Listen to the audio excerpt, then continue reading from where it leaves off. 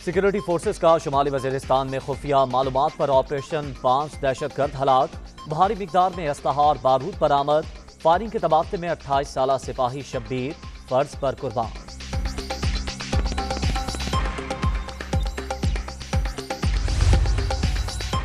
जाली खबरें फैलाने वाले खबरदार, फेक न्यूज पर 5 साल कैद की सजा, जुर्म नाकाबिले जमानत होगा।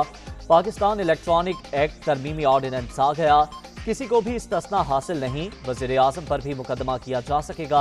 फरूख नसीम की कराची में प्रेस कॉन्फ्रेंस।